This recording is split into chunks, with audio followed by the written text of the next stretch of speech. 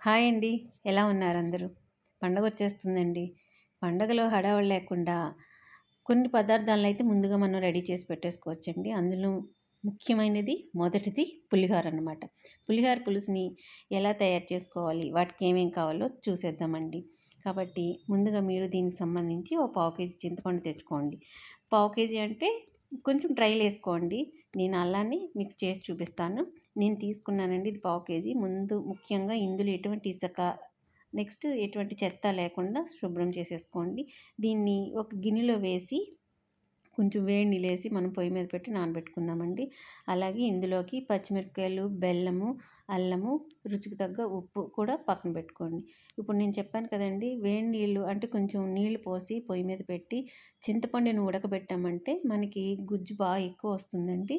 బాగా మెత్తగా అయ్యి మనకి పల్ప్ అనేది చాలా తక్కువ ఉంటుందన్నమాట. అది చింతపండు గుజ్జు అయితే బాగా ఎక్కువ వస్తుంది. కాబట్టి మీరు కూడా అలా ట్రై చేయండి. రాని వాళ్ళకి మాత్రమేనండి ఈ పులిహోర ఎలా చేయాలనేది, వచ్చిన వాళ్ళకైతే కాదు. ఇది మా అమ్మ చేసే స్టైల్ అండి.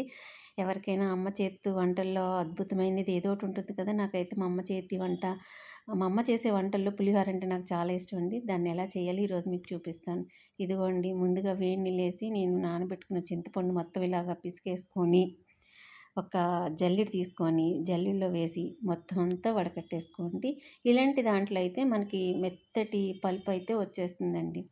చక్కగా గుజ్జంతా ఒక గిన్నెలోకి తీసుకొని పొయ్యి మీద పెట్టుకొని ఉడకబెట్టేసుకోండి.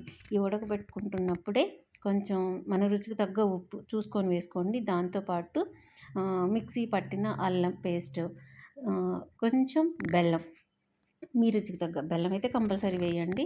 వాటితో పాటు కారానికి ఇలాగా చీల్చుకున్న పచ్చిమిరపకాయలన్నమాట. చూసారు కదా! పచ్చిమిరపకాయలు ఇలా ఉడికిపోవాలండి. ఈ చింతపండు గుజ్జంతా మనం పెట్టినప్పుడు ఎలా ఉంది, ఇప్పుడు ఎలా ఉందో చూసారు కదా! ఇలా తిక్కుగా అవ్వాలండి. ఇలా తిక్కుగా అయిందాన్ని చల్లారిన తర్వాత ఒక ప్లాస్టిక్ డబ్బాలో వేసి ఫ్రిడ్జ్‌లో పెట్టేసుకుంటే పండగ రోజుని మీరు దేవుడికి చక్కగా పులిహోర చేసేసుకోవచ్చు. అంతే.